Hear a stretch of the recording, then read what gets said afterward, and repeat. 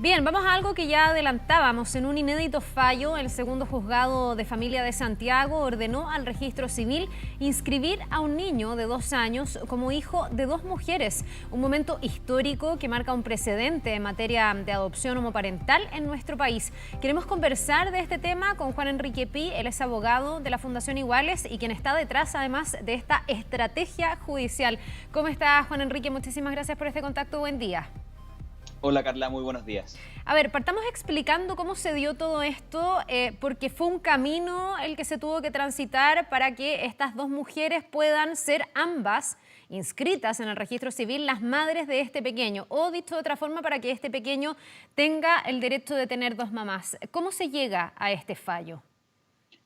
Precisamente, este fallo lo que tiene es una estrategia basada en la literalidad del Código Civil. El Código Civil establece que la maternidad queda determinada a través de distintas formas.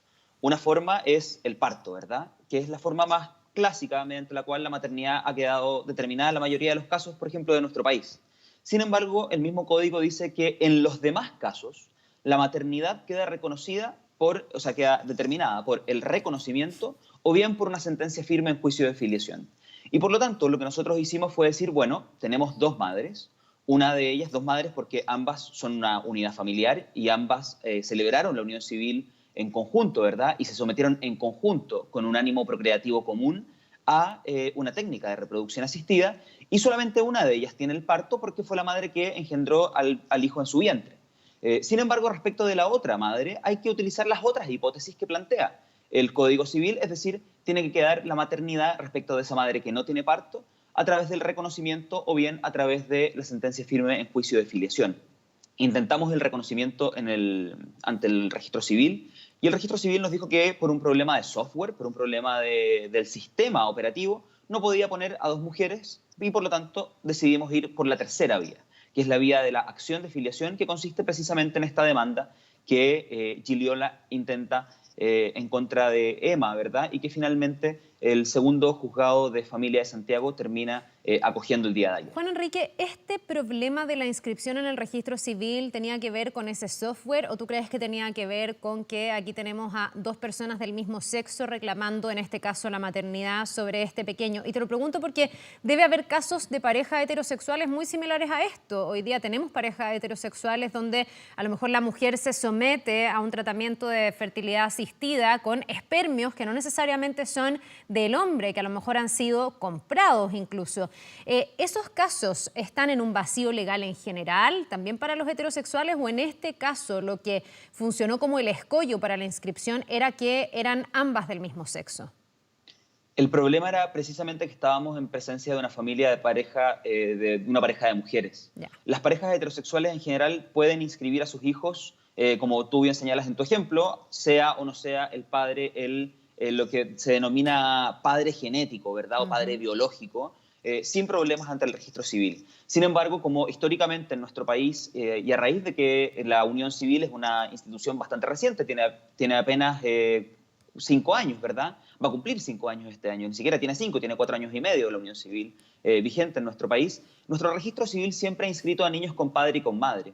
Sin embargo, las familias compuestas por parejas del mismo sexo no están excluidas de ser padres, no están excluidas, o madres en este caso, no están excluidas de poder utilizar estos mecanismos, estos tratamientos de fertilización asistida para poder perseguir un objetivo filiativo común. Y ese fue el vacío legal que nosotros le planteamos al tribunal. Le dijimos aquí hay un vacío que el legislador no ha previsto y por lo tanto tenemos que integrarlo, sobre todo para defender el interés superior de este niño que se ve negado de su identidad familiar y se ve negado de todos los derechos de familia respecto de su segunda madre, solamente por el hecho de haber nacido en una familia compuesta por 2 mujeres. Sí, ahí quería entrar y profundizar. En el fondo es cuál es la argumentación también del fallo de la jueza para considerar que finalmente este registro procede, porque aquí hay distintas formas de mirarlo. Algunos podrían decir hay el derecho de 2 personas que quieren, en el fondo bajo la figura de la unión civil, casarse o estar juntas y formar familia, pero también aquí hay un niño y generalmente el peso de todos estos procesos o el foco está puesto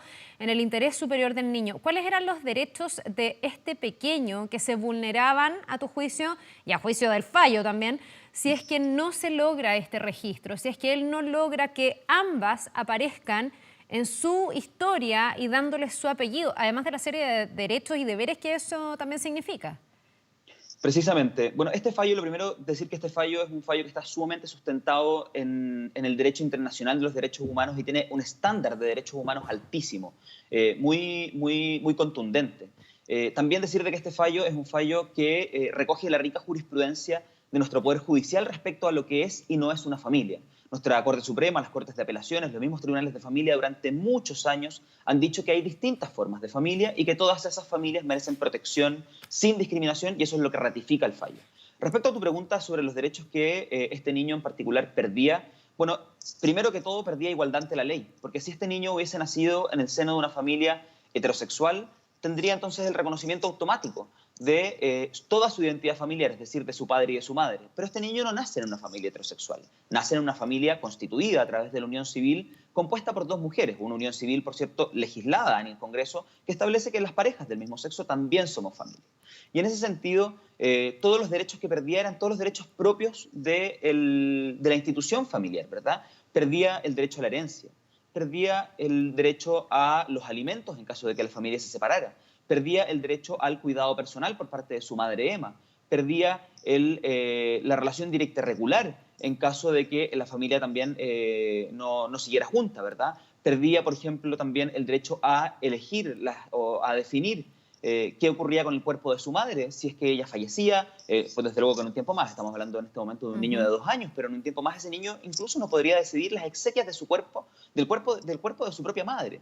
Es decir, la anulación de derechos a la que se veía sometido Atilio era absoluta respecto de toda una identidad familiar, respecto de todo ese catálogo de derechos que emana del estatuto filiativo, de lo que constituye una persona en madre e hija, ¿verdad? Y por lo tanto, eso es lo que hoy en día viene a solucionar este fallo y esta sentencia. Juan Enrique, eso mirado desde los derechos del pequeño, pero desde los deberes de las madres en este caso. ¿Cuáles son los efectos? ¿Ellas quedan en igualdad de condiciones? ¿Existen diferencias por una haber tenido en su vientre a Atilio y la otra no? O sea, no me gusta ponerme en el caso de esta familia en ese caso, pero es cierto que cada día tenemos más separaciones. Entonces uno dice, ¿será exactamente el mismo deber y el mismo derecho de cada una sobre el niño? ¿O igual hay alguna diferencia en la práctica? Si es que llegáramos eventualmente ese caso, ojalá que no y ojalá que estén siempre juntos los tres, digamos, pero hay que ponerse en todos los casos. Desde luego. No hay ninguna diferencia. Esa es la buena noticia. Nuestro legislador también, el Congreso Nacional, hace mucho tiempo ya decidió abandonar los roles diferenciados entre padre y madre y por lo tanto no hay ninguna diferencia entre dos personas, sean ambas hombres, ambas mujeres o bien hombre y mujer, respecto a las obligaciones que tienen para con su hijo. Y en este sentido, hoy en día ambas madres tienen exactamente los mismos derechos y las mismas obligaciones respecto de su hijo, y eso por supuesto que es una forma de proteger a este niño porque va a haber dos personas legalmente obligadas a su manutención, a su cuidado, a satisfacer todas sus necesidades, y por eso también creemos que es un fallo muy importante y muy contundente. Abogado, aquí ambas partes estaban de acuerdo. Esto es una estrategia, ya lo decíamos al partir, que ha resultado exitosa, pero igual uno se pregunta qué tan firme está, si es que hay una contraparte. Entiendo que aquí si alguien quisiera obstaculizar esto tendría que ser el propio registro civil que tendría que apelar, ¿no? Porque no hay otra contraparte en este caso. El registro civil en este caso tampoco es contraparte. El registro civil no participó del procedimiento. O sea, a su ante el juicio esto Tribunal de ya Familia. está a firme, digamos, aunque sea una primera instancia. Nadie tendría por qué recurrir a las otras instancias. Solamente las partes pueden recurrir en nuestros procedimientos judiciales y aquí una parte es Giglio y la otra parte es Emma. Ya, o sea, esto queda a firme. Lo que pasa es que hasta ayer algunos tenían dudas de aquello. ¿Y qué puede significar este fallo para otras discusiones que están abiertas en nuestro país? Sabemos que el matrimonio igualitario todavía es un pendiente y antes que eso, incluso por la unión civil, se ha hablado mucho de reordenar o repriorizar o quitarle la jerarquización que actualmente tiene la orden de prelación de las adopciones. ¿Esto puede tener efectos prácticos en esas materias, por ejemplo? Bueno, el primer efecto respecto de este fallo es sobre las familias que están constituidas por parejas del mismo sexo y que se han sometido a técnicas de reproducción asistida. Esa es la hipótesis principal de esta sentencia. Ya. Sin embargo, yo creo que desde luego tenemos que entender que no es justo tampoco que una pareja del mismo sexo tenga que someterse a un procedimiento judicial para obtener algo que en general todo el resto de las familias obtiene a través de un trámite sencillo ante el registro civil. En ese sentido, yo creo que urge que el Senado de nuestro país particularmente, que es donde se encuentran los tres proyectos principales que tú acabas de decir, matrimonio igualitario, derechos filiativos y adopción, que por cierto la adopción es una hipótesis distinta a la que plantea este fallo en particular, creemos que es urgente que se avance en estos proyectos para que prontamente sean ley. A mí no me gustaría que, más allá de que efectivamente hoy en día hay una solución para las parejas del mismo sexo, no me gustaría que en general las parejas del mismo sexo respecto de sus hijos y para la protección de sus hijos tengan que estar constantemente acudiendo al Poder Judicial, en algo que debería ser un trámite de pleno derecho ante el registro civil. Bien, pues vamos a ver cómo se recoge esto, cuánta revisión se puede hacer de las leyes actuales, de esos vacíos también que permitieron esta estrategia, para ver cuánto se avanza en la materia. Juan Enrique Pi, abogado de Fundación Iguales, muchísimas gracias, que tengas un buen día. Nos vemos. Buenos días, Carla. Bien, pues son las 7.